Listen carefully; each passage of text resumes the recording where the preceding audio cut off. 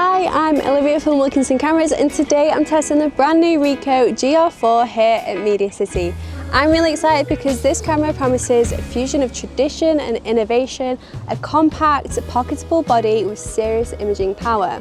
We've also tested it in low light conditions around the War Museum here at MediaCity, so stick around to see how it handles low light interiors, which is always a challenge for compact cameras. Right out of the gate, the GR4 feels great in the hand. The body is slim, yet the grip and optimised thumb rest makes it feel secure and natural to hold. It's lightweight and built from magnesium alloy, so there's a reassuring sense of durability. Ricoh has really thought about ergonomics here.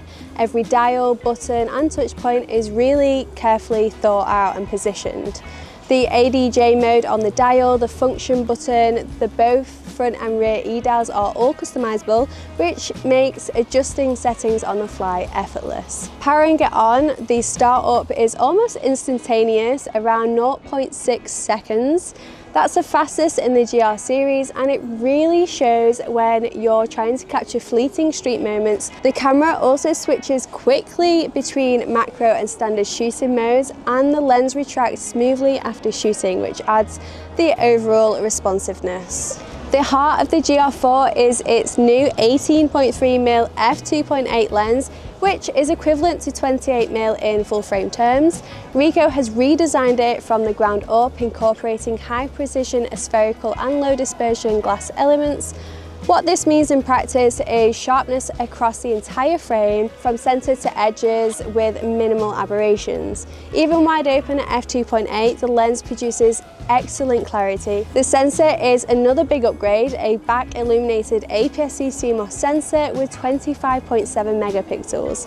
This works beautifully with the lens, giving high sensitivity and low noise even at high ISOs. The GR4 goes all the way up to ISO 204,800, which might sound extreme, but Ricoh's processing ensures you can get usable images even in very dark conditions. We probably pushed it to about 6,000 ISO, and I'd probably say you're at your cleanest at 2,500. 4,000 introduces a bit of noise. Autofocus is fast and precise, even in low light, thanks to a redesigned lens barrel and updated AF algorithms. Face and eye detection AF also works well, which is useful when photographing people quickly in a busy urban setting. One of the features I'm particularly keen to test today is the full press snap. It allows you to instantly focus on a preset distance just by fully pressing the shutter, eliminating the usual lag from half press focusing,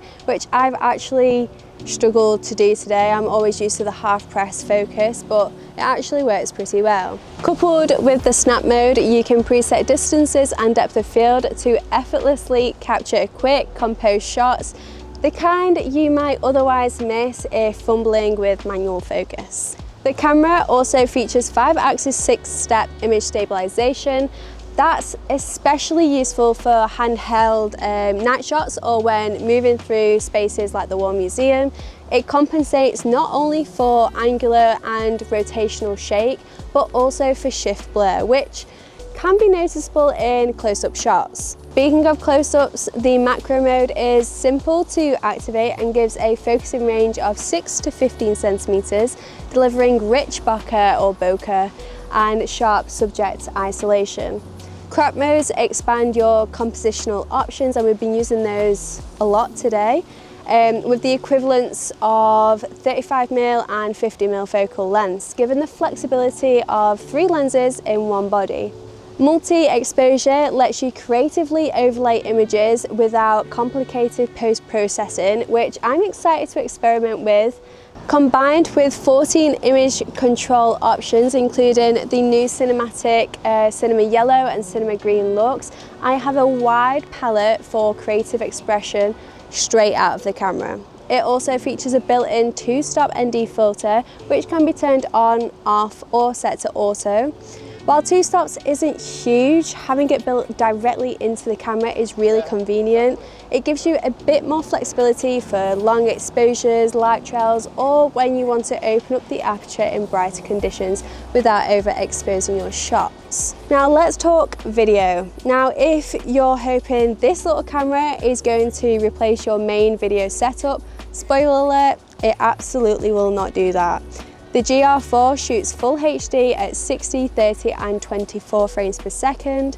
The footage looks nice enough for casual clips, but in 2025 the lack of 4K does feel like a limitation.